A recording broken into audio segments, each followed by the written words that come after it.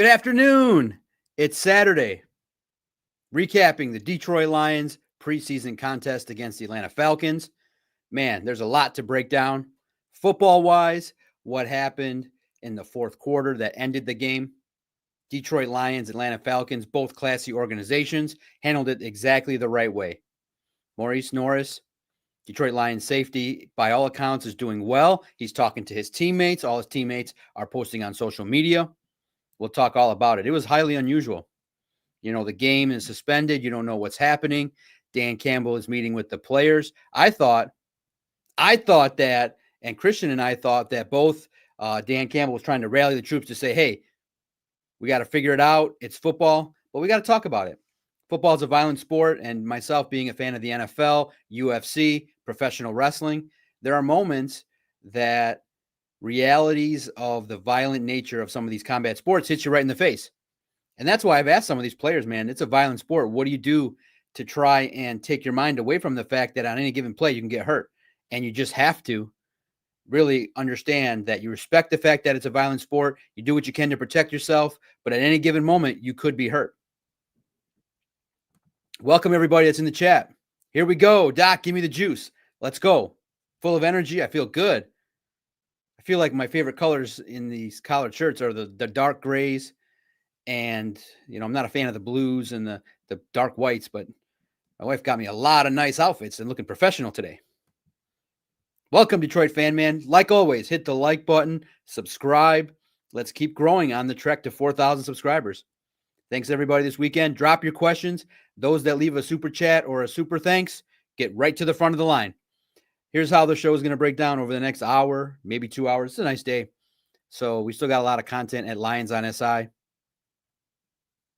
The stock watch, Vito completed, has filed now. I'm about to review it after this. He filed his rookie report, how the young players on the Lions are doing. The stock watch, who impressed, who didn't. We're going to talk about Hendon Hooker, honestly, and understand that his stock has never been lower with the Detroit Lions as we speak right now. It doesn't matter. There are some players that are playing well in these preseason games and stinking it up in practice. And Hendon Hooker makes small strides in practice, but probably going up against, that's one of the assessments you could say, is going up against guys that maybe won't be in the league. When he gets up against guys fighting for jobs, look what he did. That was not indicative of what he needed to be putting on tape, especially in a key game. Detroit fan man, was Hooker benched or injured to keep him from completing the first half? If benched, is he done for good now? I think they saw enough, and we're going to talk about that. He didn't get the entire first half. It wasn't good enough. I don't think he was hurt. They weren't trying to keep him from getting injured. They're trying to keep him from dropping it the third and fourth time. 2 was enough. We're going to talk about that. One of the topics, one of the banners. Got 6-7 banners. I don't know if I might go 2-3 hours today. Broski Bear. Shout out, Doc. Shout out to you. Always good to check in with those that hit the comments and hit the chat. I love the chat community that's being built day in, day out, as we recorded live every single day since day one of training camp. You've seen a Detroit Lions Lone Wolves podcast, and you guys have been receptive. The community is being built. The comments are hitting, likes. Thank you guys so much for your engagement on these projects. It makes it fun to get after it. All right. So you're watching the game. We're covering it. I was at home. I did not go to Atlanta. I would have been distracted, and then you would have had a NFLPA type investigation. Mr. Macaroon, did you, on the expense report, put this chicken wings on the expense report? Well, Mike, the accountant, yeah, I did. Can you really realistically try and tell me how this is a business expense? It helps me be a better writer and podcaster when I eat chicken wings. It does. It was on the way to the game. So it's a business expense, right, Mike? No, John. Well, luckily, being that I'm the business owner, I am responsible for the proper handling of the accounting. And so far, so good. As a business owner, I seem to be running the business pretty fairly of a media company.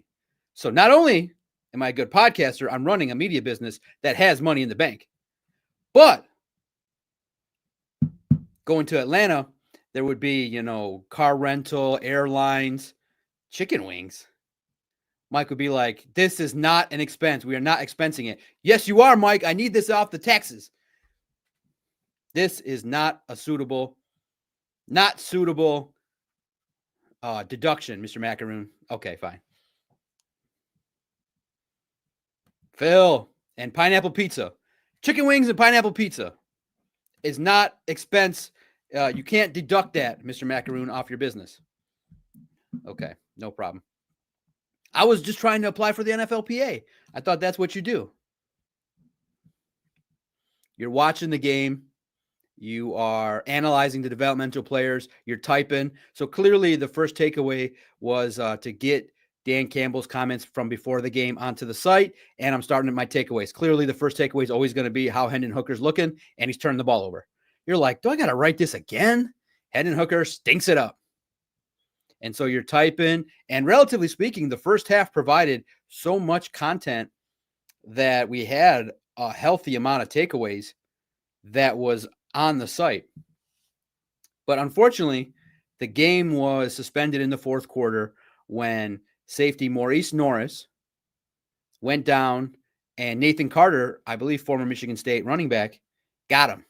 And I did watch the doctors that were posting it. I was never going to post that. I'm not a fan of doctors posting that. I mean, I get it. You see it, but it's just jarring to see somebody. I've seen it multiple times watching the UFC, watching football where people seize up, and he was convulsing on the field. I just can't share that. I don't, there's families involved. You don't want people to see that. So my humble opinion, I just don't think it's classy. I don't begrudge people. I get it. It's information. And this day people share everything. So it was never going to be hidden totally. It's just my personal choice that I would say, I don't want my family seeing that if something happened to me. I don't want another outlet to share one of my moments where I'm dealing with a personal medical emergency. I feel like that's off limits. Now, I don't believe I've ever done it, but now at 46, knowing that, how impactful it can be psychologically to a family member, I don't think moving forward, I would ever post something like that. But I get it. Young social media guys will just post anything. They'll just throw up anything for clicks. I get it. I understand the reasoning. You have to do what you got to do. If your boss tells you to post it, you post it. I'm blessed. I can post whatever the heck I want. So that's me moving forward. If I'm wrong, let me know. Should I have posted it? I mean, it was up there pretty quickly. But it was a long delay, and you realized once they came back from break that it was serious. And right away you go into, okay, you hope the player's okay. You've seen this before. DeMar Hamlin with the Bills. You hope that it wasn't a life-threatening situation. But then as Dan Campbell brought the players to the middle of the field, you knew that, okay, it was pretty serious. They didn't show the replay. And then eventually it got to where the Falcons made the decision to snap the ball and hold on to it, which was very, very much a classy move. You've taken the mindset of ferociousness out of these guys. They've become human. And that's where people can get hurt, is these guys have to build themselves up to go out there and be ferocious. That's the psychological nature. I've asked the players, like, how do you do that? And some cannot do it effectively. Some are ferocious animals on the field, and then they can't turn it off the field, and they have relationship problems. But you have to kind of go into that mode. For those that walk in the cage of the UFC, you have to get into that mindset of, I'm going out there to play violently, play aggressively, and risk your body. But then when you see it on the field, the remnants of it, you see a player having seizures or reactions to a potential head injury or brain injury, you just can't go back to that. And so I love to see Dan Campbell and the Falcons end the game. That was that. The prayers, being a religious person myself, it was nice to see the players on both sides. The prayer circle was impactful. It was just a reminder that, yes, they're competing in a preseason contest. Yes, they're trying to take each other's heads off. But when something serious happens, in the end, they're all NFL players, and they all respect each other. So it was concerning. You always hope for good news. And then luckily, now news started to trickle in that Maurice Norris was moving his extremities, breathing, had his family there, and all appears to be moving forward. Now, the rest of his the impact on this year or the next couple months, we shall see. But thankfully, the news was good, and the opportunity for Dan Campbell to let out early positive news was great. The Lions organization pretty quickly handled and shared when they got the update, so people didn't have to go to bed last night worried about Maurice Norris. They were able to pray for him, get after it, and credit to the Lions and Falcons for handling it the right way. End the game. I don't think I saw one person that was like, oh man, I wanted to see the rest of a preseason game. By the first half, I was like, I wanted it to be over. I was good with the half. I was definitely good with one half of football. I felt like Dan Campbell and Raheem Morris understood the gravity of it. And I think the NFL has to do a job now to figure out, okay, if something like this happens and the players want to stop, they just tell the officials, we're stopping. They don't got to do this whole ceremonial thing of snapping the ball and letting the clock go down. Just, hey, these are athletes and they go out there willingly until they don't. And if at any point, anytime they two teams decide to stop playing, they just walk off the field. There's no need to let the clock run. You just walk up to the official and say it's over. Mentally speaking, our guys are no longer in the warrior mentality. They've kind of gotten back to civilian status, and civilian status will get you hurt playing football. You need to be ramped up, and seeing your player laying there doesn't put you in ferocious beast mode. It puts you in a vulnerable mode, so you end the game. Classy manner on both sides, and I'm glad that the NFL, and it's unfortunate it takes injuries to kind of help move things along, but now players and their safety are immediately looked at. The players are going to the tent at a high rate. People are looked at, they're monitored, and there is no more of this idea of, hey, go out there and be a warrior and just go out there and hurt yourself further. It's make sure that your quality of life is good and make sure that the people watching have the understanding that everybody's safe and competing to make plays. And if anything is less than that for an individual, they shouldn't play. Falcons, Lions held everything all the way across the board. Everything across the board, in my opinion, were handled appropriately. And luckily the news was good. Social media is great because there's a way to connect information, and there's a way for people to understand right away. All the writers were talking about it, reporting on it, and everything was out with social media. You saw Terry and Arnold and Ennis Rakestraw, defensive backs, showing support for their guy. And right away, they've come out and said, he's looking okay. This morning, 7:00, they're sharing FaceTimes with their guy. That's good. It's good for the psyche of the fan base. And it would appear that Maurice Norris is going to be okay. Now, just on a lighter note, it is hard not to say Maurice Norris as an individual talking. And I heard it on broadcast, and you can see people trying not to say it because most people see Maurice as Maurice. Man, is it hard not to say Maurice Norris. Maurice Norris is hurt. It is hard because that Maurice is not, your brain is not conditioned to see that. It got on television, Maurice Norris. A couple of television people slipped up. I've slipped up. It is just incredibly tough, in a lighthearted moment, not making fun of him. It's just hard not to call him Maurice Norris. It's just unbelievably tough. And luckily, in the professional sense, in any of the videos I've recorded, I've not said it. But the way you see it, M-O-R, just, and I can't say Mo Norris. Maurice, because the spelling is just difficult. And I think your brain wants to say Maurice Norris. But Maurice Norris, the warrior, the guy that Dan Campbell had to say, tone it down in practice and kicked him out because he's trying to be so aggressive. I think he's going to be okay. He's got the right mindset.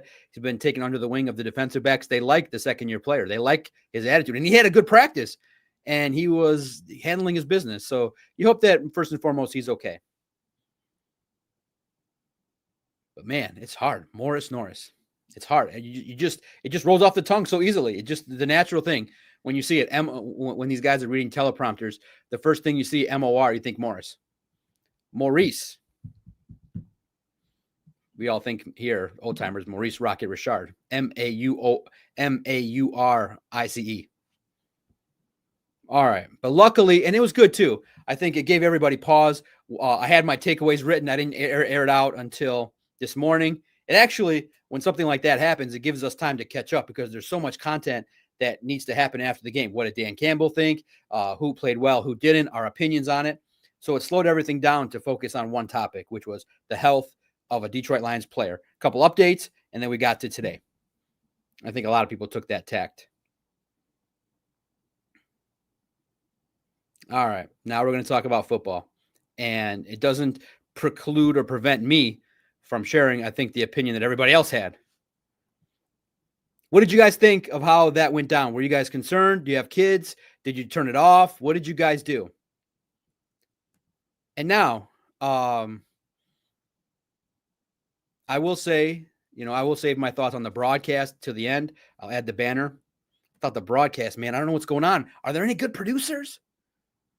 I feel like I am a decent producer of knowing what content people like based on numbers and time and where people, watch stuff. I feel like the producing game on television and radio could be stepped up. I feel like those are avenues where maybe that's where the cost cuttings happen, because the enjoyment of watching that game on television was crazy at first. I was like, are they going to tone down the fans? The fan mic was so loud. I want to share my opinion of Jason Benetti and TJ Lang. Good start, needs to be better. All right. You guys know where we're going to get to. Get your questions, get your comments in. You know what's coming. You know what the next banner is. And you shouldn't be surprised if you check in with Detroit Lions on SI. What is wrong with Hendon Hooker? I didn't even add the question mark. What is wrong with this backup quarterback? The coach tells you play clean football. Mission number 1, hold on to the football. Now, offensive line on the second one, okay, there's an excuse. Strip sack, Mason Miller didn't handle his business. But you still got to protect the football. You got to have awareness. You can't drop the football. You can't have the football be turned over. And so, I feel like finally you guys are seeing on the field what I see in practice. Yeah, he's better than what he was, but what he was last year wasn't that great.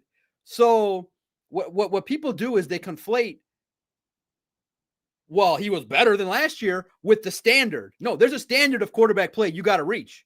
There's a standard. Quarterbacks have to do X, Y, and Z. Feels like some reporters just want to say, well, I like the fact that he's trending upward. Well, great.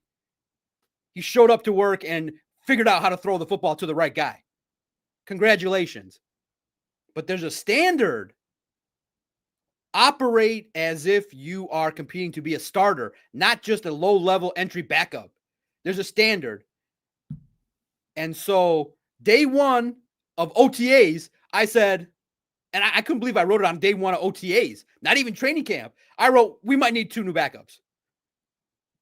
Because it was beyond day one sloppy.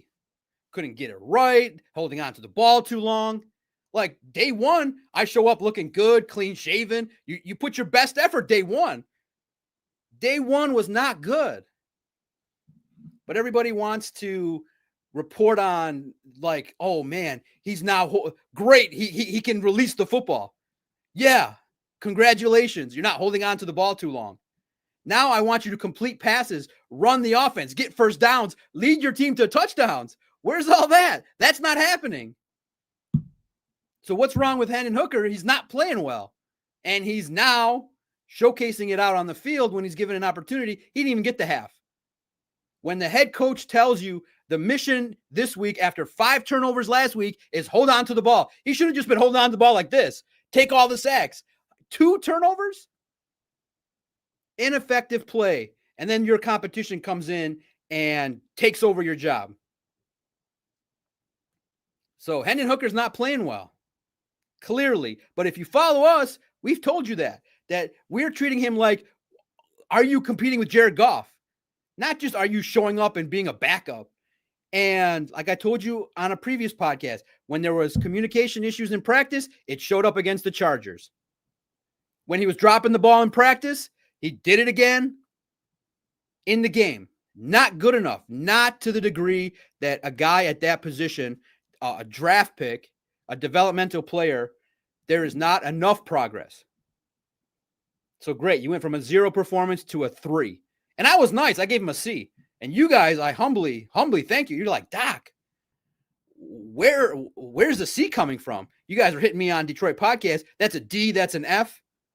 You're probably right. I looked at it like the offensive line at times wasn't there. Jackson Meeks dropped the ball.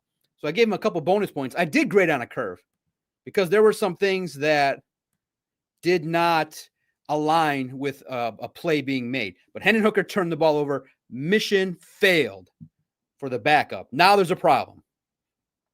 If Kyle Allen is your backup when the season starts, you've done failed. Boy, have you done failed. Failed miserably. And Brad Holmes has an issue with backups. I don't know if he thinks backup means like the number 2 has to act like a number 3. But a backup is supposed to be a guy that can ball a little bit, that can be somebody in a preseason game that can move the football. Like, I'm not saying this guy's got to be a Hall of Famer, but he can't do that. What do you guys think? What did you perceive coming out of that game with Hendon Hooker? I was disappointed greatly. Disappointed, frustrated, and now scared. Scared about the Detroit Lions backup situation. Matt is whack. He never gives the backfield a second look, panics and runs. Got called out by TJ Lang. I couldn't believe it. I thought, oh, TJ said something. He's out the door. He was honest. And then he showed it. He said, if Hendon Hooker would have looked down the field, Shane Zylstra sitting there wide open. Open as me. Wide open. You have to look down the field. And he would have went bloop. And it would have been a walk-in touchdown. TJ Lang called him out.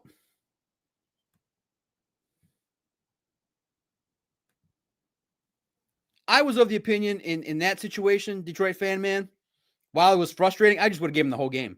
Can he rebound? I would have given him another quarter. Does he then add to the sloppy play with an interception? Can he do anything? I would have not pulled him. Let him turn it around. Let him play the whole game. Let us see more. You need the full understanding. Can he rebound? Because sometimes Jared Goff starts the game slowly, and the second half he starts cooking. All balls, no D. I believe Hooker's trying to catch up in the NFL. He's still stuck in college. Listen, you can develop, but you can't develop like that. Simple first rule. And Dan Campbell emphasized it on the radio, and he said it. My mission was play clean football, force turnovers, not be the one giving the football over. So he got yanked. And you know the offensive staff's not happy. Cartier gets it right in there. Hooker looks lost out there.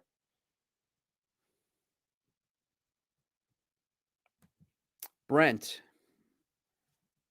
has the opinion of patience. Preaching patience for Brent. This is really year 2 for Hooker. He's cheap to keep around. Well, it's year 2 for a guy that's 1 year younger than Lamar Jackson. All right, where's the growth? There's no bigger growth then from year 1 than in year 2. Where's the growth? He's reverted. He now looks like a rookie. He now looks like an undrafted free agent. No excuses. I don't care. You could pay somebody $5 if they suck on the field. I'm not interested. Cut. This is football. This isn't time to baby somebody. This is professional football. I want somebody to make Jared Goff better. Jared looks at it, and he's sitting down with his stroller, and his wife's like, Hendon ain't taking your job, is he? He's like, no. And he keeps walking. You need somebody that, and that's what the Lions have done with these backups. They've coddled Stafford. They coddled Jared Goff, pay him big money, and there's no competition. You are allowed to have competition at the backup spot. You know that, right? You can draft somebody. You know, the Packers had Brett Favre. They drafted Aaron Rodgers. They didn't draft Hendon Hooker. Aaron Rodgers came in and was like, I think I can. And the Packers said, we're taking your job, Brett. See ya. You can have higher standards. Like, okay, Hendon at the ceiling of probably with the Lions is going to be a backup, but can you look like a backup? Can you throw the ball to open receiver? Can you throw a touchdown pass to Tesla? Kyle Allen figured it out. Hey, the big, tall, white receiver, find him. He's talented. He's open. Find that guy. It's frustrating because that position is the position that you demand the most from. You're the leader of the offense. Can't be the sloppiest. So I don't care if he's cheap. I don't care if he's fat. I don't care if he's free. Can't support that take, Brent, but I appreciate you sharing it. Listen, that was I've never seen that talk be legitimately thought about. All balls, no D. And to think people were placing Hooker over Goff like he was the next coming of Christ or something. Goff was a bridge quarterback. Are you kidding me? I think that's what we're starting to see. Hendon Hooker is not the guy. He's got to step it up. And can he do it in 3 games to turn this around? I think the fan base is the most skeptical they've ever been. And like I said, you wouldn't be surprised. I told you that day one of OTAs. I said, I think this could lead to Brad Holmes cutting both Allen and Hendon Hooker. What is wrong? Now you're pointing to Mark Brunell. Where's the development? Where's the growth? Where's the improvement of a quarterback? And so the question I want to ask you guys is, I want to say hi to my man, Mahdi. Ahlan, shukran. Hi, my dear friend. Great to see you on this Saturday. Always welcoming you to our family and our community. It's great. Great Saturday, talking football, complaining about the Lions. What's wrong? Also, too, maybe you start to think this offense ain't for him.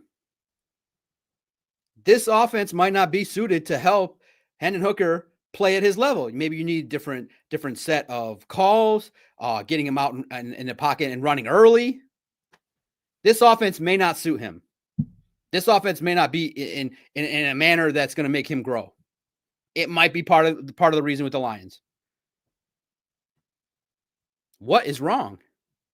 You're in a competition, and the guy that you're battling, his name is Kyle Allen. It's not a draft pick. It's a veteran who's bounced around. You should be dominating this competition. So don't ever lower your standards because people go, wow, he didn't throw an interception today. Well, whoop-de-doo. How many touchdown passes did he throw? Have higher standards. Always go with the idea of, hey, Hendon threw 1 touchdown today. Why didn't he throw 3? Why isn't he dominating? Why isn't he putting together days that make you go, wow? Why isn't he throwing touchdown passes to Isaac Tesla every single day? Why isn't he commanding the offense? Why isn't he doing so much more? What is wrong here? Something is wrong. And clearly now you all know it. And that's kind of how it's always been, where I see things first because I'm very hypercritical and I think like a coach. And I go, oh, man. I'm not thinking, oh, man, I need this player to kiss his ass. I go, what did I see today? I didn't like what I saw. But now you guys are catching up. Hendon has struggled. I think once maybe he made my who impressed me list for the day.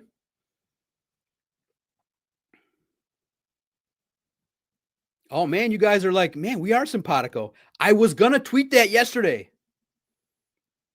So this is how it went yesterday. I'm sitting there going, okay, so you guys saw half the tweet. I put on X, trade, Hendon Hooker, ? I was going to say, based on how some tweets hit me on my algorithm that Badgett was playing well, call up the Bears and trade for Badgett. But I'm like, you can't trade with the Bears. That's dirty dealing. So I didn't put that, but you guys demand. Second for Badgett, deal. They're not going to get that. His value is a 6th round or less. Anything at this point. You guys are right on it. You're like, Doc, there ain't nothing we're going to get for him. We're going to get a couple footballs, a couple salami sandwiches, and then we got to throw in some cash.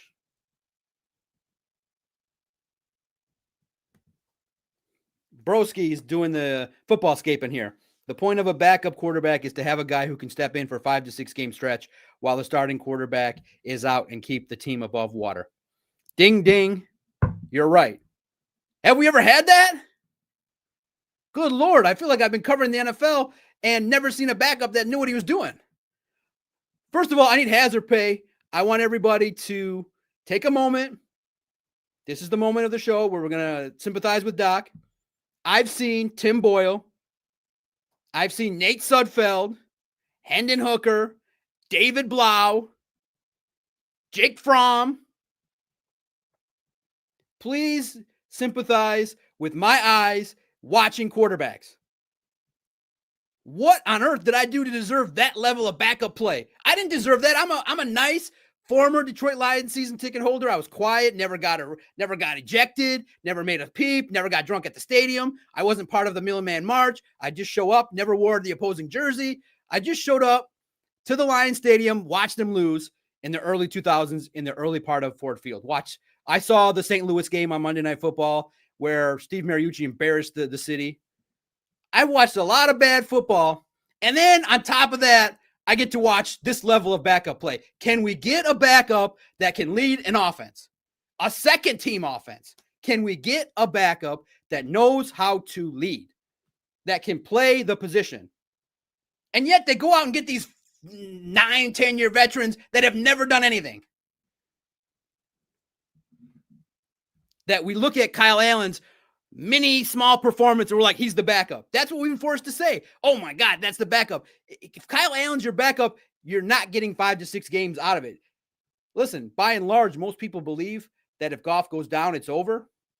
I don't believe that. I think the offense is pretty good, that somebody that can lead an offense can do something. It's not over, but it's over when Brad Holmes picks these guys and is not running a competition. He's running a competition for the number 3 spot with 3 guys that are number 3 and number 4 quarterbacks. Can we get a legitimate backup that can throw the football every day at practice to the open receiver and not look lost? Can we get that? Is that too much to ask? Can we get a decent backup for the Doc to watch? Please. Look at these names. I'm not seeing enough sympathy for the Doc. Every single day watching this level of backup and watching people trying to make excuse for it. That is horrible. I'm a glutton for punishment. Number 2 quarterback, Hendon's in there. Carson Wentz is not the guy. That's even worse.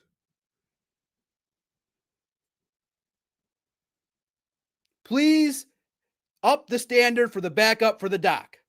The Doc is not running a minor league operation here. He's running a business, and he wants better quarterback talk. I'm getting B- quarterback talk at the backup spot, in my humble opinion. All balls with Super Chat. Much love. Humble. $5. What's your thoughts on Morton coaching from the box? I believe he should be down with his offensive players. Look, he's more of a quiet guy. He ain't like me, whereas I would be screaming into that microphone. What the heck is he doing? That's not what we practiced. What's my thoughts? If that's where he's comfortable, it's going to be fine. I think that also, too, guys, remember, we're talking with the twos here. None of the great starters are in. This is just, if Hendon Hooker is tasked with backing up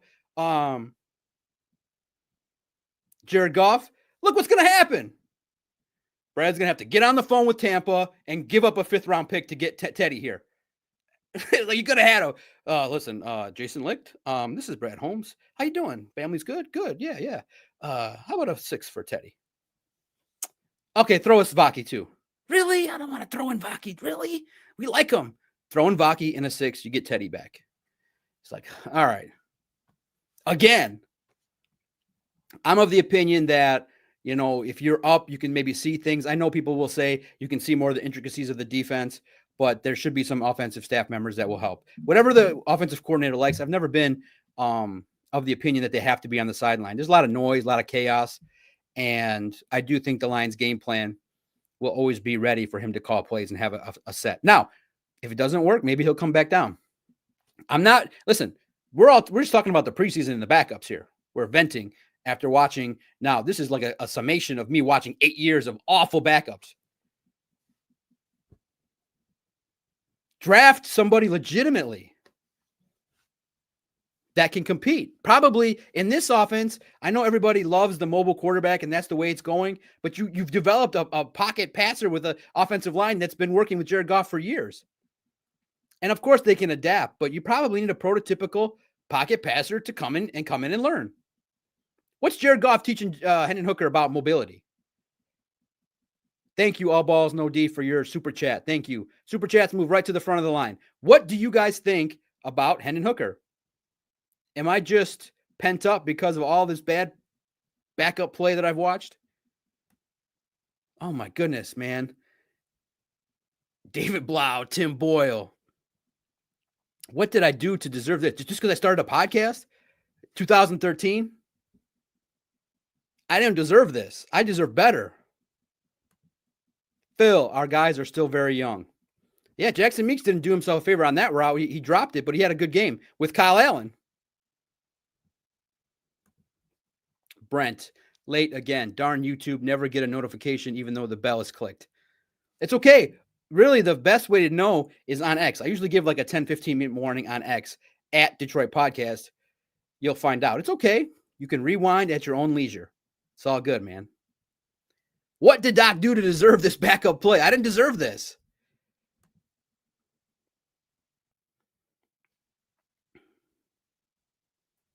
Yeah. Hooker's about ready to collect Social Security according to NFL standards. Look at All Balls No D coming in the comments. Hot. Oh, just a fan. Now you guys are going to project onto me?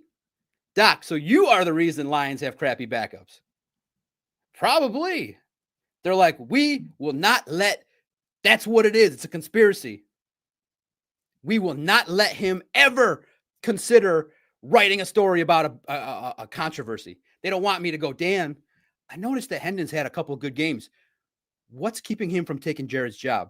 Absolutely not. They're like, we will, that's the mission statement. They will not let me start a quarterback controversy. That's the mission. Doc John McEnroe will never, in the history of his coverage of covering the NFL, write about a quarterback backup controversy, ever. So we're going to get third and fourth stringers, call them backups, and fool all these people. Where's the backup battle? Something. Anything. That was horrible. Steve gets in smartly. You guys are firing these comments great. It's too late now. Please, can we get some backup play that resembles normal offensive execution, please? Please. Kyle Allen's your backup. How do you feel about that? He came in there and just looked like he looked like Joe Montana out there, throwing to Isaac Tesla, leading him open, running an offense. My man was like water in the desert after Hendon Hooker. He was like a steak for all the vegetarians. He's like, man, for the vegetarians that got told you got to eat a steak, he's the prime ribeye. Came out there and ran the offense. He looked good. It's his job at this very moment. What do you think about that? If Kyle Allen holds true and leads the offense, and look, high-end talent, Hendon Hooker should be better than him. Better mobility, stronger arm, but Kyle Allen has the secret, which is be professional, do what the coach says, don't rock the boat. Now, we've both had two guys turn the ball over quite a bit, so it's 1-1. And I thought Kyle Allen was much worse against the Chargers, and now he's better. But that performance stuck out because of how bad Hendon Hooker was. Man, Kyle Allen is in the lead. How does that make you feel? You know, it makes me feel unsatisfied. Kyle Allen could be the number 3 here. He could do the thing. He could be another set of eyes for Jared Goff. But can we draft somebody that can legitimately compete for a spot? You traded up for Broderick Martin, traded up for Tesla. You made moves. You didn't have to take Hendon Hooker. You could have just went with one of these guys. You know, forever and a day. Stick with David Blau, Tim Boyle, if that's the standard you're keeping. Man, what's up with the backups? Brad don't know backups. Brad Holmes don't know backups. What's the deal? What's the deal with these backup quarterbacks? 8-year veteran, played on 7 teams. Come to the Lions. Take a shot. This is not backup reclamation project land. This is earn a job and calm the nerves if something happens to Jared Goff. How would you feel if Kyle Allen was the backup of the Detroit Lions? I still feel probably the same way. I would feel like you need more. And then, of course, we all understand preseason games and we understand how it goes. And then, it's like the football guys just want to laugh at me. So I'm seeing all the reactions, all the people telling me my C grade of Hendon was so bad that they should have been D minus F. And what comes across is Shedeur Sanders just throwing touchdown passes and his dad partying on social media. Do you think that Shedeur Sanders is better than Hendon Hooker right now? Probably. He could throw touchdown passes in the preseason. Some hype. I was generous. Listen, I'm not trying to be mean. There were some factors I felt like, on a curve. I understand the curve. His guy dropped the ball. That was a nice throw. He ran for positive yardage, but he still got to learn how to slide. Isn't the operation to maybe get better football players? Why wasn't 5th round? Why wasn't Shedeur Sanders in the mix?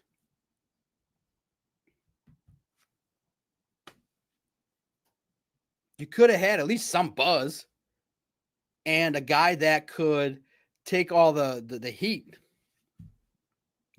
drop it in the draft.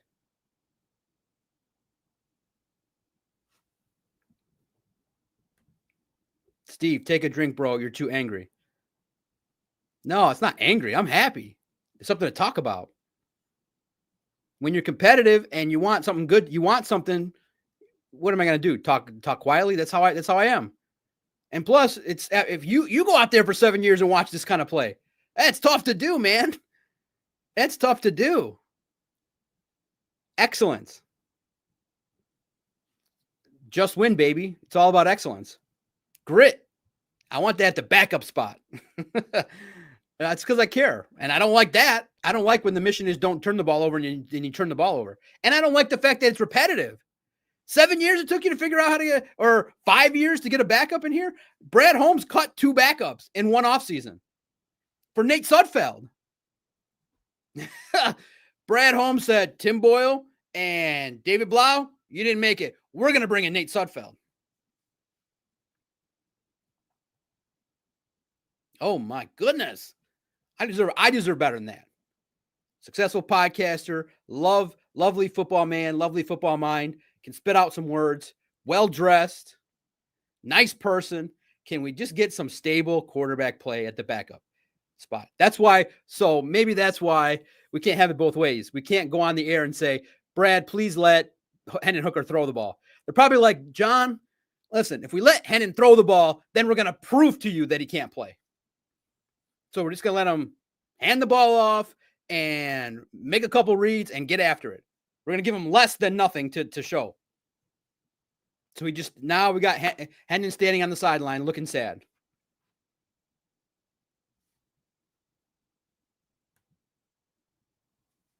Yeah, you can't be a psychologist. Phil, you're a nice person, Doc, ? I'm a very nice person, but I would be a nasty coach. I'd be cussing a lot. they'd be like, Doc, it's the first play of OTAs. I don't care. Line up properly. The hell? What have you been doing all day? Do we have standards?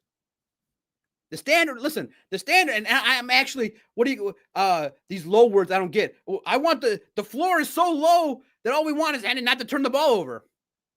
I want to raise the floor of the backup to lead a touchdown drive in the preseason. Can we just raise the floor a little bit is what the doc is. Otherwise, I would be still doing the podcast in my basement where we started. But eventually I realized, okay, I want to build a studio. I want my own face on the video. I want big letters. I want posters and signed jerseys. I don't want to live in the basement podcasting. The floor. I wanted the ceiling. 2 studios that are fully operational, can crank out content. I tell my guys, all my guys are using the $100 camera, USB camera you plug into your computer. I got the Logitech $300 computer. I raised the bar, or a $300 camera, the MX Brio. Always want more. Raise the floor. And now I want the next one. Now I want those ones that are in these TV studios. You got to raise the floor. Kyle Allen, what does that signal to you if he's the backup? You have a studio, Doc? Yeah, this is an office. It's got, to my right, there's a professional 8-year-old 1402 VLZ4 mixer. There's a couple sound things to my left. Yeah, there's 5 mics in here. Yeah, I ran a lot of great podcasts. There's a lot of great interviews, which you can still go see if you subscribe on Apple. Dan Miller, Neil Rule, Adam Carolla. I did an interview podcast for a time being. They're still live. Absolutely. I don't want to stay in the basement. I wanted to raise the floor. Brad, raise the floor of these backups. Simple as that. It's not good enough for Detroit, and it's not good enough for me. It's not good enough. That's not the standard. That's not the standard of backup play that anybody watching would realistically say. And there's no way that I'm being overreacting. You guys are reacting the same way. I'm just reacting because I've seen this since 2019, 19, 20, 21, 22, 23. Teddy was okay, a little bit reliable. Gave people a little bit more of a confidence. So that's that. What do you guys think about Kyle Allen? What do you think about the quarterback play of the Detroit Lions behind Jared Goff? Is there anybody else they can get if they move on from both? All right, I feel good about venting. I feel much better. When Kyle Allen came in, he moved the football. What did he do differently? I don't know, some confidence. Swagger didn't turn the ball over. Isaac Tesla made a play. Not really a fan of thought that was a C- celebration. That was a little bit weak. People liked it. And it didn't do nothing for me. You got to have a little bit of shimmy, a little bit of twirl. That first one, you're allowed to be a little bit, going to work, whatever the hell that was called. I don't even know what that was. That did nothing. It's like, that's not going to get you on the podcast. Oh, great. You got to involve the whole body. It's got to be some twirls, the whole body, a little bit of, that celebration was not good enough for me. Good 45-minute segment.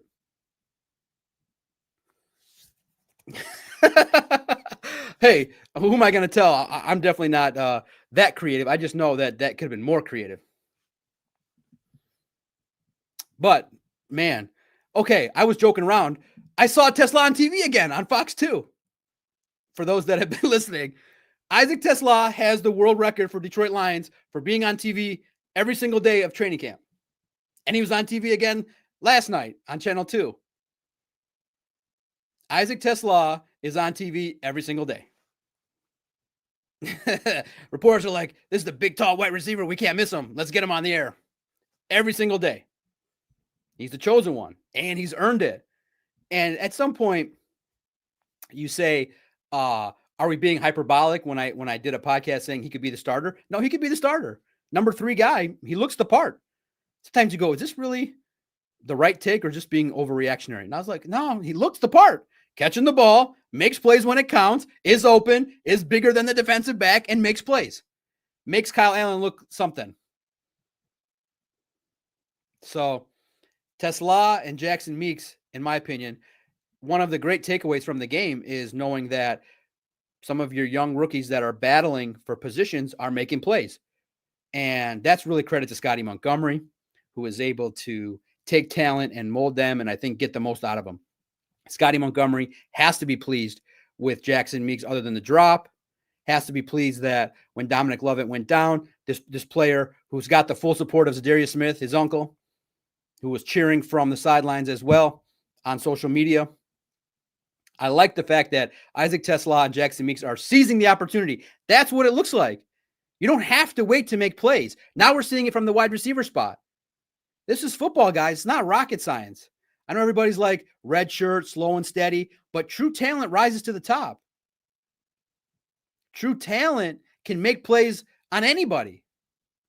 So now the next week, I want to see how does Tesla do against the Dolphins, who, for the most part, were getting after it. The Bears defense got after the Dolphins offense, but the Dolphins defense got after Caleb Williams. So there's going to be some fun matchups next week. And tomorrow, probably I'll talk about some previews, what I want to see. Demand. Thank you guys so much. It's really nice. Yes, I am winning. Doc, keep winning with the podcast. I've already won. In the grand scheme of the blessing of what I've done, best way to share it is I grew a podcast. The audience is crazy. Apple subscriptions galore, numbers galore, and a major company said, we want you. And made it so that I have an NFL credential, can cover the whole league. On SI, the Sports Illustrated Media Group, their team channels have been fully supportive. Podcast when you want, and they give me freedom to do more. I can start podcasts for other companies. Maybe I will. They've given me the freedom to just create content in the manner in which I want. It's amazing. Now there's parameters, there's basic rules of decency, and don't lie. But other than that, be normal. They just said, Doc, be you. We like you. And I told them, and I want to be humble here real fast. I told them, I said, listen, I'm a podcaster. I'm a fan. I just talk junk into a microphone. That's what I did for 10 years. I just talk junk. I'm a guy that would just drink some beers and talk with the boys about football. And that's what I did on a podcast for 10 years. And we got this many followers. And he's like, yeah, we like that. I said, are you sure? I said, I don't want to besmirch your company. I said, I just talk. I don't care to think. I don't have to think. I'm established. I have a psychology practice. I don't need to think. I don't need any rules. They said, just be you. We like you. We like whatever it is you bring. And that's that. It was the right fit. So the podcast won. Now I can do whatever the hell I want. I've already made it. Doing it 7 years, I made it. And now I'm just satisfying my own competitive drive. What do I want to do with it? With all the information I've gathered. Now look out. I'm 46, full of knowledge, full of energy, and I don't have to care. Look out.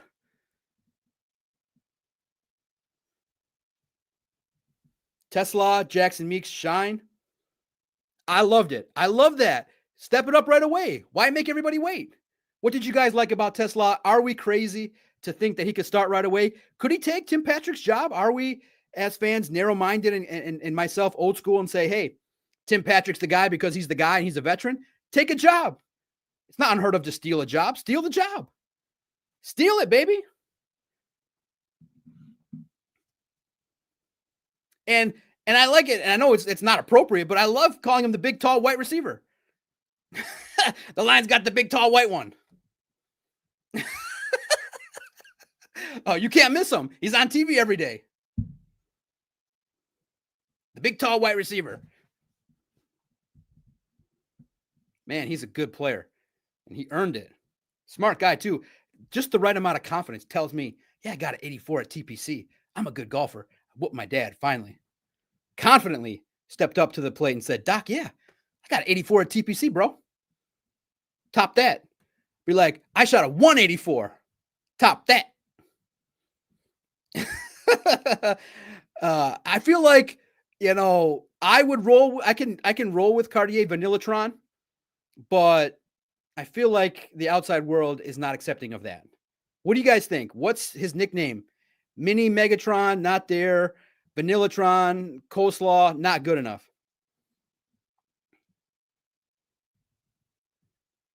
What should Isaac Tesla's nickname be? Vanillatron is okay, but I just don't think it's gonna stick. Vanillatron. Vanillatron. That's what we came to the table with. But that's a plus, man. That's a plus takeaway. That's a plus takeaway. Absolutely. Plus takeaway. All right. Now, let's get after the stock watch, and then we'll do Q&A, and then I'll maybe go for a walk and call it a Saturday. We got some more content. We got rookie. We got the rookie review. We got the observations based on the snap counts when the NFL gets it up. We'll take your questions. Maybe we'll go 20, 30 more minutes, whatever. Damon. And listen, you guys have figured me out. Those that have a brain figured me out. Not that hard to figure out. That's why I like the Doc. He gives an honest opinion and he's entertaining. Keep vaping Booner, Doc. Booner is cool.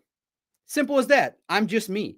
This is how I'll be. And some of you now have seen it.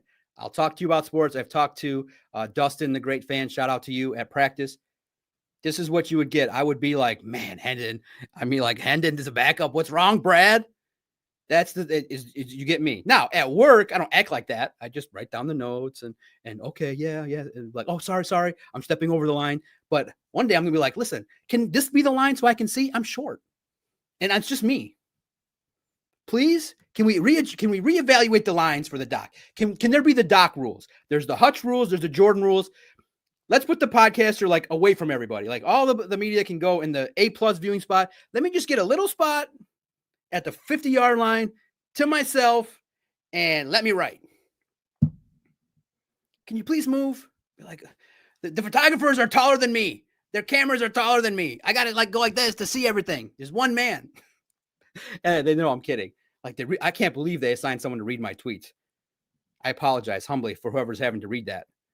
I hope you know the thesis was just be crazy on there, just to see if somebody would pay me to do it. And they did.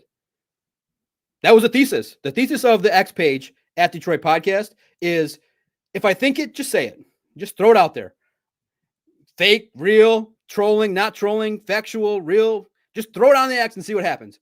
In 2012, I just said, what would happen if someone just talked junk on Twitter all day long?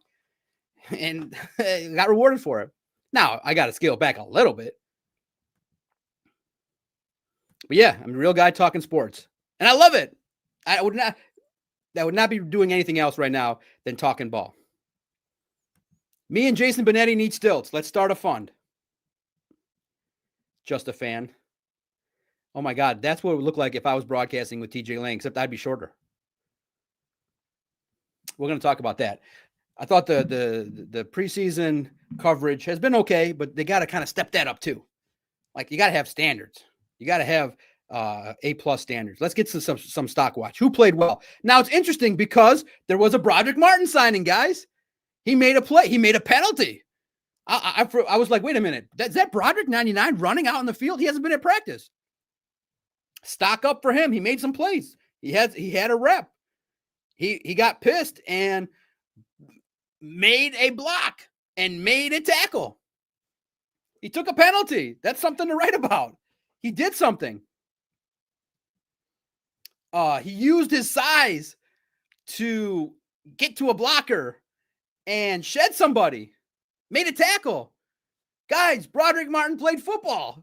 He made a football play. And everybody was like, whoa, that's not good when you make one football play. You shed a lineman, and that everyone's like, oh my God, it's the best rep you ever took. That's where consistency comes in. It's building. Let's build off of that, hopefully in practice. The penalty was weak, absolutely. Stock up for Broderick Martin. A sighting, something. Stock up. And then what's crazy is Giovanni Manu, in the roles that he gets in these games, is okay. In practice, he's getting baptized, but that's good.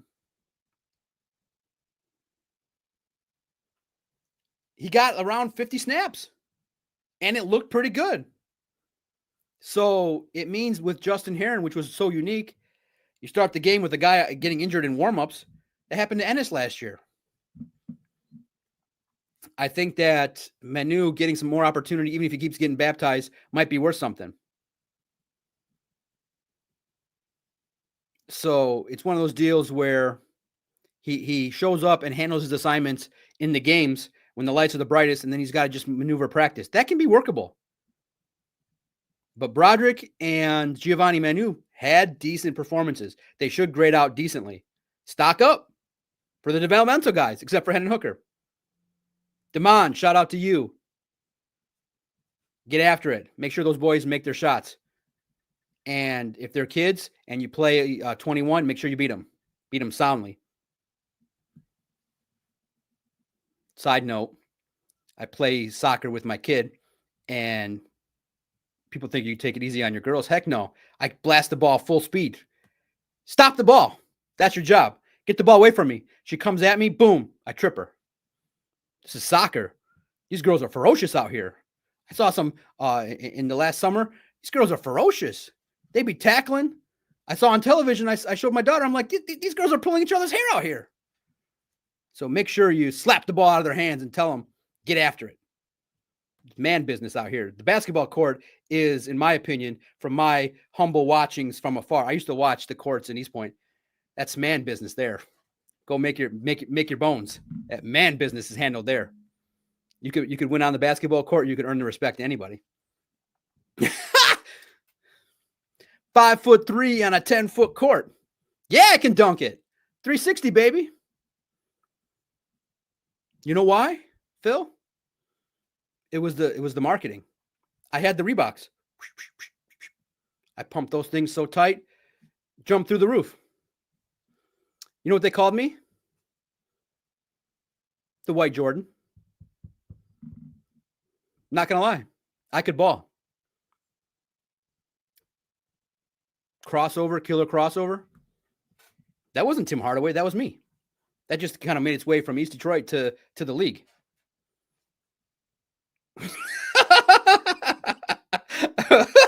Exactly. Doc can dunk donuts. Yeah. I am white when I need to be. What is your ethnicity? White. But you look Middle Eastern. I'm white. Doesn't that get me like a text? But doesn't that get me in the interviews? Yeah, okay, I'm white. But you say you're Middle Eastern when you need a tax break. I'm Middle Eastern. Middle Easterns get bonuses and free stuff, right? I'm Middle Eastern. Whites get interviews and opportunities and jobs. I'm white. Isn't that the American way? I am whatever you say I am. Poppy, you look sexy. Are you Mexican? Yeah, I'm Mexican. Duh. I could be Italian. I think that's the blessing of me. I'm a chameleon. I can be Italian. I can be Lebanese. I can be Mexican. Grow a little mustache. Venezuelan. Me, Papi, I'd be whatever you want. You guys derail me. I'm sorry. I apologize for those that are like, get this to football. Damn it. We don't care about your Poppy loving ways.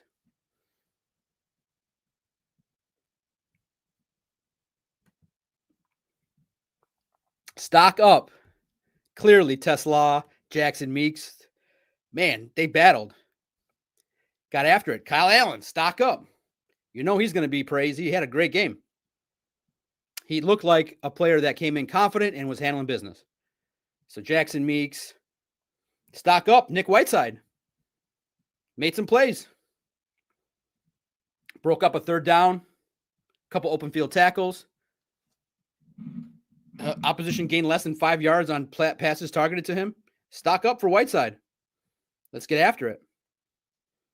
Stock up in the edge battle. Nate Lynn was a little bit better than Mitchell Agude. Wasn't out there a ton, but made himself known. And who impressed you guys? Who impressed you? Ronnie Bell got a couple targets. Yeah. Greek. Yugoslavian. Yemeni. Muslim. Christian. I'm universal.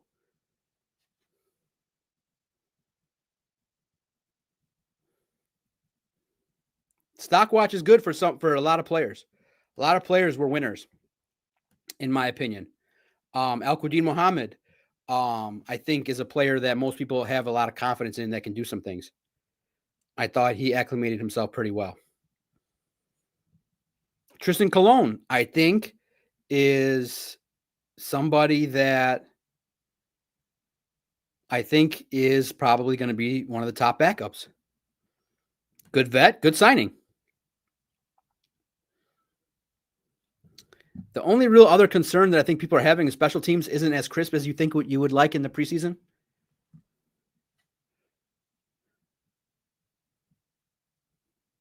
And you guys are noticing them. Stock way up. What a description. That's why I love some of the questions you guys ask. Who was that guy from All Balls that looked like he was growing a chia pet out of his helmet? That would be Grant Stewart. He's a baller.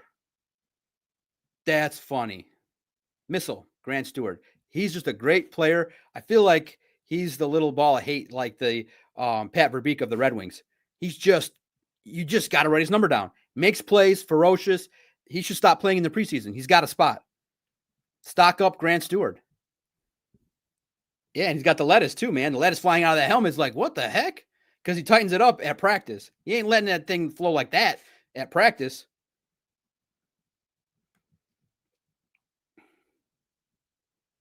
Portuguese. I'm a Renaissance man.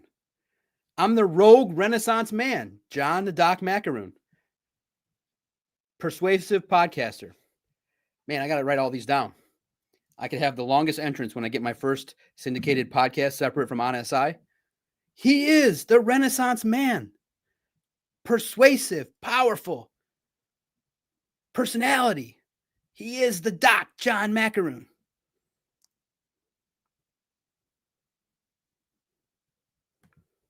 Brent, I'm just sitting in my van down by the river with a bag of something called Chris Farley's Ghost, thinking Nate Lynn just might make the team. Boy, I've lived my dream. People are sitting by the river getting high, listening to me. Mama Macaroon, look what your boy did. Brent, big fan Brent, getting high, listen to the Doc. I feel, in some way, I do feel somewhat proud of this. And that probably is my own personal weakness, my own ego problems.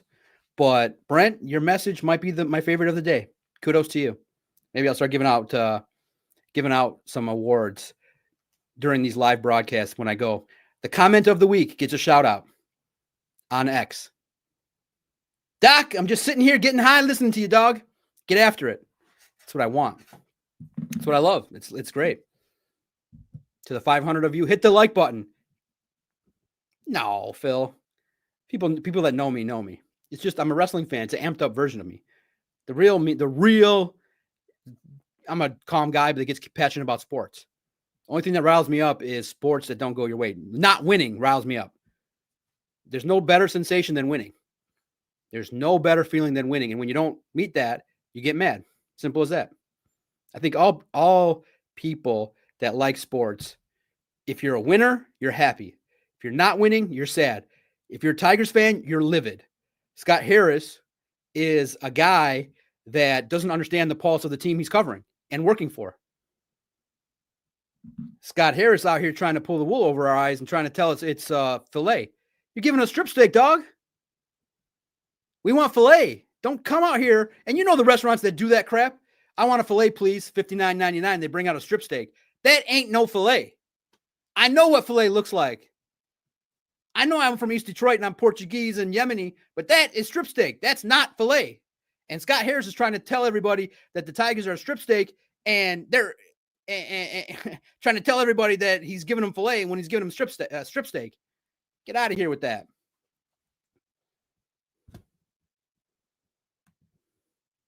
How do we follow you on X? At Detroit Podcast, on the scroll every single day. That's the hub. That's where you can see the crazier thoughts.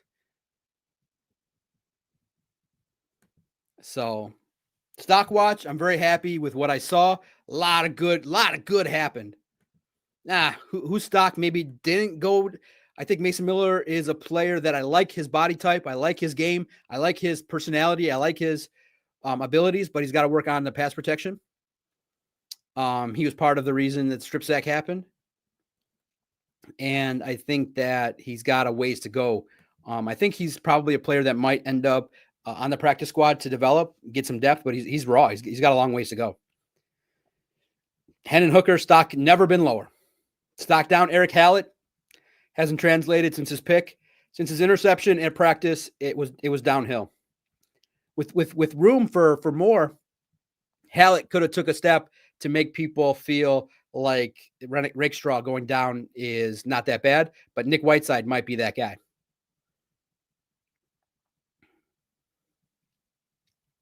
I thought Mitchell Agude has maybe been passed up a little bit. Nate Lynn, Ukwu, Ahmed Hassanin, they're kind of making plays, getting their number written down. Mitchell Agude is just there. You can't be just a guy in these games. You can't be that. Stock up Jacob Sailors. What did I tell you guys? Sailors and Small, we're going to get the action. Sailors look good. And I said it too. And people were like, sometimes people downplay what I say on X because I'm silly on there. But I said, guys, on X, I said, Sailors is playing. Vaki is not. And I thought that would be universally accepted by the peeps as, yeah, Sailors is doing good. He's going to pressure Vaki. People went factual on me. At times, people just go factual on me. Guys, I'm aware of who's playing in the game and who's not. All the messages were, well, Vaki's not playing because he's injured. Thank you for the clarification. Now, some things I do need clarified. Some of the English language nuances escapes me, and I react to stupid stuff. But that one did not, guys, I'm well aware of the parameters of the facts of the Detroit Lions. That's what I'm an expert at. Vaki's not playing, Doc, because he's injured. I was sitting there going,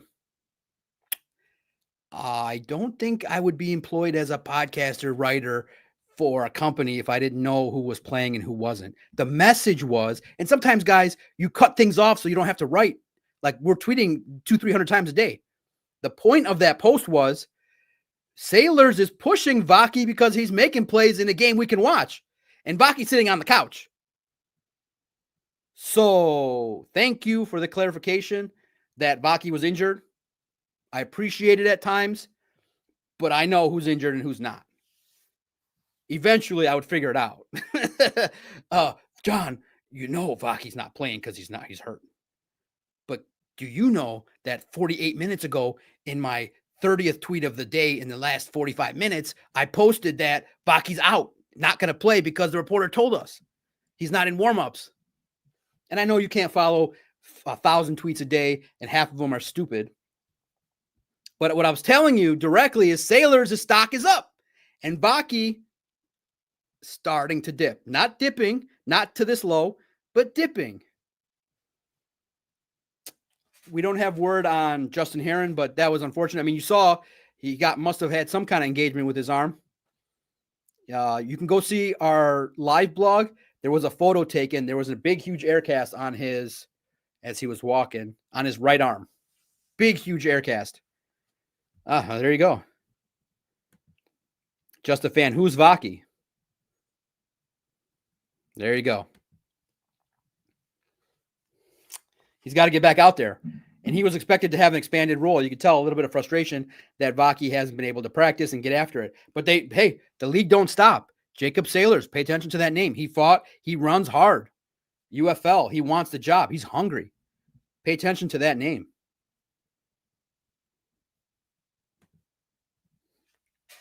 Richard Weaver. The Renaissance man, the Doc, and the D. Always good to hear from you. Thank you for keeping me informed. That's all. Let's all remember that football is just a game. And that everybody's health is okay. But it is just a game. But if you're going to play the game, play to win. Play to win. Especially when we're all starving. We've never been in the Super Bowl. Play to win. And play to be great. And the greats don't ever be happy. They just keep on to the next one.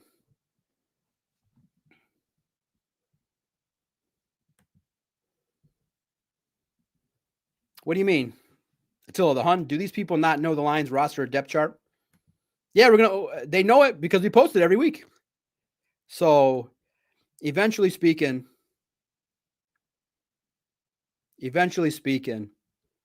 players that play well and are reliable, Dan Campbell, guys, right now with the Detroit Lions, one of the skills is availability. It's the ability right now for the Lions.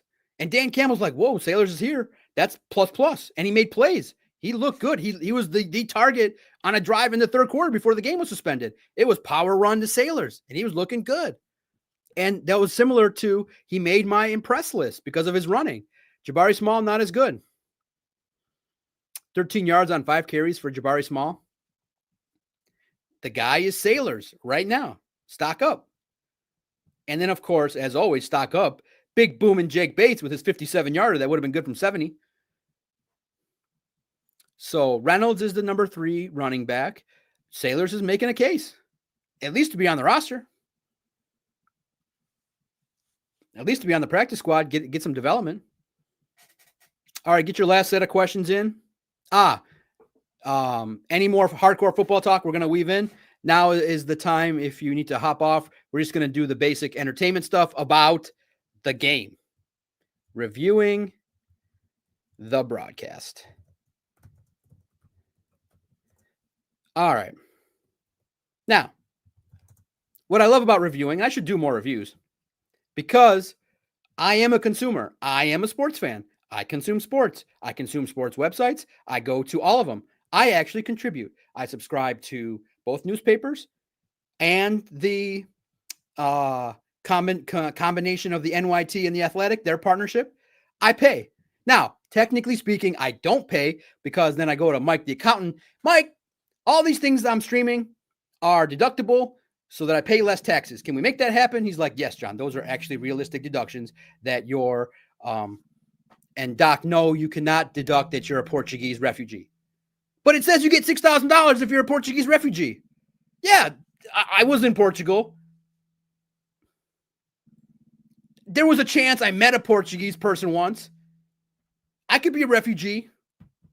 Don't you get like $6,000 in some checks? He's like, no, John, that's not a valid deduction. But your subscriptions to all the newspapers are. So I am a consumer. So when these writers write, they're writing actually for me because I read it. And when these guys broadcast, I listen to it. I would probably lean toward listening on the radio. I think Dan and Lomas do a good job. I like that. But I had the TV on, and at first I was like, why is the volume mic on this broadcast so high? Like I can literally hear the fans going, yawning, and it was so loud you could barely hear the announcers. And just so happened that about maybe 5 minutes after I tweeted that and posted on X, they figured out the levels. There are levels, guys. There's buttons on these, mixers. There's buttons. Hey, you can't have the field mic at a higher level on the button than the guy's microphones. You guys, I love it. Hey, Doc, you look awesome without that facial hair. Now you look 10 to 15 years younger. Thank you, Miss Cynthia. That's what I'll try to keep. More professional. Yeah, I think the people I'm meeting with probably like it too. More professional for the videos that get syndicated. So at first I was not impressed. Now, what's the chemistry like between Jason Benetti and TJ Lang? Needs a little work. Now, here's why. Benetti is fact-based, tries to engage in a little bit of entertainment, and TJ's a little dry. TJ is giving the facts, a little bit long-winded. Like, you got to hit the beats, 30 seconds in and out. TJ was elaborating and was getting after it, and then he was still talking. And I was like, oh, my goodness. And then they did the camera shot, and then it all went to hell. I was just distracted. I started laughing. Jason Benetti is all of 5'6", and TJ's all of 6'6". So you got a guy that's a foot taller, and it looked like Bring Your Son to Work Day. You guys, come on. All you need to do is change the camera angle and make this look a little bit normal. He doesn't have to be on the same level as TJ. We all know they're not the same height, but it can't look like TJ's kid is broadcasting with him. Come on, guys. That's just normal production. Anybody that saw that would laugh at it. My first reaction was, what is this? This is not normal. It's not right. And I just thought that the broadcast was a B. First time out. TJ's got to tighten that up a little bit and get in and out. And you got to be a little bit more entertaining. See, I'm Renaissance man. And then you guys think also I'm Hungarian, Yugoslavian, Eastern European. I'm a Renaissance man. So you can shout that out. There's the Renaissance man. I will truly laugh, and you'll disrupt me from working if I'm walking out the lines. You'll be like, that's the Renaissance guy. Well, no. Well, no. Like, today I'm Hungarian. Why? Hungarians get free food at the Lions. I'm Hungarian today. You know I did it, right? I hope you guys know. Of course I did it. Where you go to a restaurant and your 13-year-old is going to get food and it says, hey, kids under 11 get free food. This kid's 11. My kid's smart. They never once did the no dad in front of the person. This kid's 11. They eat for free, right? This kid's 11. But sir, she looks like she's 14. She's 11, dog. She's 11. You want me to pull out her ID? Be confident. She's 11, dog. Okay. And then the daughter would look at you and go, but daddy, I'm 13. Why'd you do that? Look at the bill. Now, not to the degree that was a lot, but you got to save a buck here and there. You can't be hustled in this world. You got to be doing the hustling. That kid's 11 because I said so. She eats for free, right? She's 11.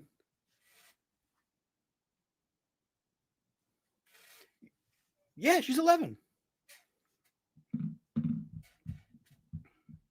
So I give the broadcast a B. What'd you guys think? Who do you guys listen to? Even when I'm at the games, I tend to, which stinks because the streaming is like 4 plays behind. And so it definitely is a mental grind because I'm watching the play, documenting the play, making a note. And then 4 minutes later, the same play happens as Dan and Lomas are in my ear. It's tough, man. It's tough. I can't get it synced. I know there's a program that maybe can sync up the game on TV, but I listen to Dan and Lomas, I think is number one. The preseason has kind of always felt like the tryout guys. Hey, just they're taking a job, so they do it. I think they could step it up.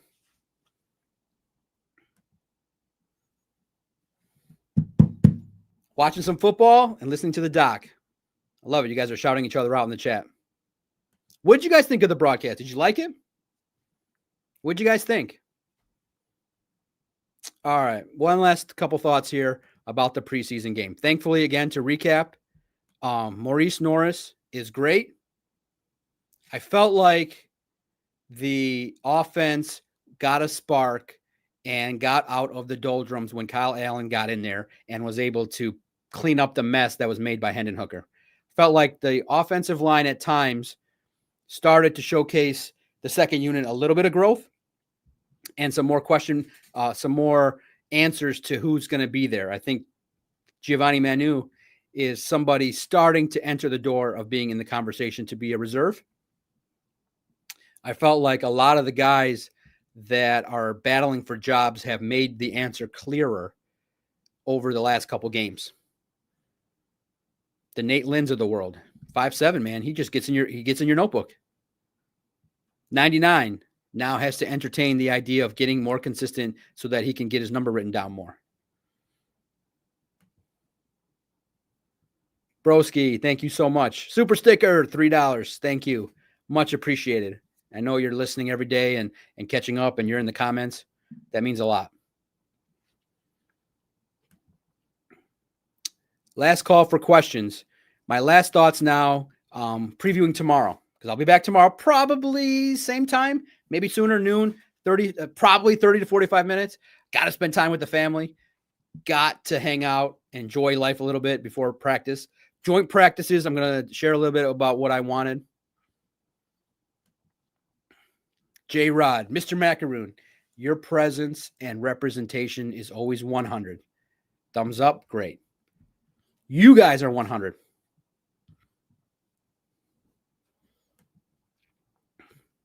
Adiz, Doc went to Lady Jane's. No, never been.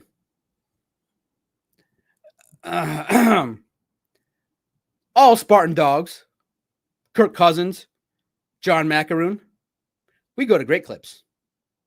Proudly. I got the card. Before the show, I'm easy. They send the coupons in the mail. You know, the ones that say the haircut's $20, but every time they send you a coupon in the mailer, you definitely dig in the back, or you go to Kroger and there's a receipt. It'll say, hey, your haircut is $15. So $15 haircut. I get the coupons and I get the punch. Now, I will say, expose myself. I have punched it myself. I have a puncher and it's similar. So I've gotten, let's say you need 12 cuts to get a free one. I felt like 8 was fair. So then I just go boop, boop, boop, boop. I've taken advantage. I feel like 8, every 8 cuts is fair, not 12. They don't check that stuff. That's how, and also too, I also expose people who don't do their jobs. I literally I punch in myself and sign and make some initials. Yeah. What do you mean I got 4 haircuts in a month? Yeah, I did. It says here June. Yeah. You just talk confidently and push back. They're not going to challenge you. Bop, bop, bop, bop, bop. Every 8 cuts, I feel, is fair, in my opinion, to get a free one.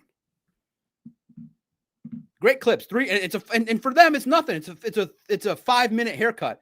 Bzz, 3 all the way around. That's what I get. But Doc's trying to save $1. I'm Middle Eastern. We got to try. You got to at least try. Now, the ridiculousness of our attempts is really, really out there, but we try. Mr. Macaroon, you have tried to earn a haircut free, but you got one last time free. Yeah, I had 8 cuts in between, but you just used it in March. It's May. Yeah, my hair grows long. The people like me to get my hair cut every day. And there could be some exaggerations. There could be some truth to that. But your boy Doc trying to save $1. I'm also Israeli. Middle Eastern, Egyptian. I'm Israeli at times. When you need to be, you got to be Israeli. Chameleon, Renaissance man. Not dishonest. Listen, $1 in your pocket is better than frivolously giving it away. Haircuts for $15, in my opinion, for someone that needs 5 minutes is ridiculous. I should be special exempt when you have a single blade cut. Should be $8.99 at max. It's a 5-minute cut. Bzz, bzz, bzz. Thank you, Mr. Macaroon. How's your day? How's the sports reporting? How's the podcast? It's going well. What are you today? What's the discount today? Do Italians get free haircuts today? I'm Italian. I'm not dishonest. I'm manipulative for the benefit of my own wallet.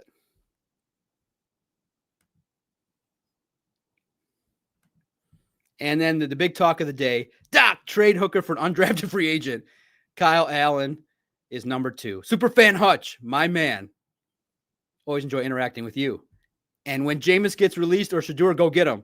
Tesla is the 3rd wide receiver. Nate Lynn makes his team. My thoughts for the day. Welcome thoughts and great thoughts. On point. Can't disagree with anything. I mean, you're not going to get a UDFA for Hendon Hooker. You're not going to get anything. You're stuck with them. Smash that like button. Thank you to the 500 people still listening. I can't believe all this nonsense I'm talking and you guys are still growing and checking it out. There you go. Doc going rogue. No, in a 90-minute show, 8 to 9 minutes will just be some hilarity. Share a little bit of my personality. No, don't tell me you don't cut coupons and try to save a little bucks and finagle a little fib to save some money. Come on, I'm not the only one. I'm a man of the people. Not the only one that said their 12-year-old was 10. Am I? Am I cheap? Maybe. That's what my wife says. But I don't invalidate that. Maybe if you guys say I'm cheap, maybe I'm cheap. Maybe.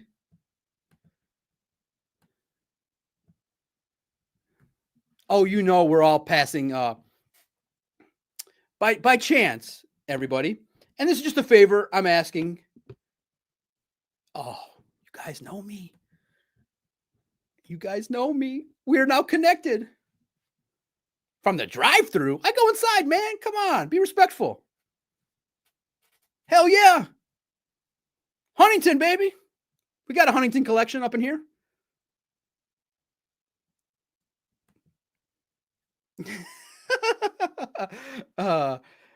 You guys, come on. Not the only ones. And now, this is just a favor. We don't have to share. But if anybody wants to share their Netflix password with me, I'll be happy to entertain that. Paramount. Because, look, the tax deductions are great, but that stuff is getting hard for me to manage at my old age. So if anybody wants to share their ESPN Plus, I like watching the golf. Peacock. YouTube Plus, Apple Plus. If you want to share your passwords, please feel free in the comments. Just be like, hey, Doc, I know you're a hardworking podcaster. You got a lot of bills. You got 3 gals at home. Your wife wants to go to Dubai. You're trying to save $5 on your haircut by lying. Here's a free password. Thank you. Or now at a more sophisticated level, I don't know if you're allowed to do this on the air. If any of you can explain to me what a VPN is, and does it end up putting me on a list because I am Middle Eastern? I don't want to go to a VPN site and then have somebody knocking on my door and going, Mr. Macaroon, you're looking at inappropriate stuff. No, I'm not. I'm just trying to steal the internet. Like everybody else. I was told from the internet that you could steal it. VPN, NordVPN on all these shows. Pat McAfee told me to get a VPN and put his code in and I can watch TV for free. Is that right? I have no idea. I've never done it. I just pay the crap. So let me know, is VPN going to get me locked up and sent to ICE? If you ain't lying, you ain't trying. Let me know if these VPNs are real, because I know you guys are doing it. And I know I'm not a sucker. But I don't think I want to pay anymore. The company doesn't want to pay. Mike is looking at it like, Doc, you used to have 5 deductions. Now you got 55. I feel like you're going to raise a red flag and get audited. Aren't you going to fix that? I asked my accountant, how many times have you been audited? Because you know you're about to get audited working with me. Mr. Macaroon, your microphone is not deductible. I use it.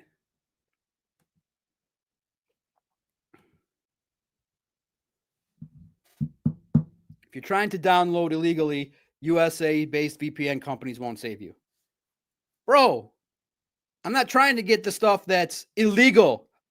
I want the stuff that lets me get Netflix from China so that I can watch the WWE pay-per-views for free. The legal stuff. the free stuff, the legal stuff. Legal. In the comments, in the DMs. It was great seeing everybody. I think the hilarity is fun. Thank you guys for letting me be me, have a little bit of fun. Realize just a Renaissance man trying to save a buck and trying to make a buck by podcasting and doing his thing. Thank you guys. Hit the like button. I hope that the distractions on a Saturday didn't put you off. I really don't mean to do that. It's just fun. It's just football is stressful. I could get on here and scream for an hour because of how mad I was at that game. And I am that guy. I scream. I'm not happy. Win and I'm happy. Play well and I'm happy. Give me a backup that I can respect and I'm happy. This was not making me happy. And then unfortunately an injury derailed the game and put a somber mood on a violent sport. I'm the Doc, John Macaroon. We'll check in tomorrow. Hilarity, fun. Don't take this too seriously. My humble opinion is laugh, and try to steal some money. Put it in your pocket. Better my pocket than anybody else's, right?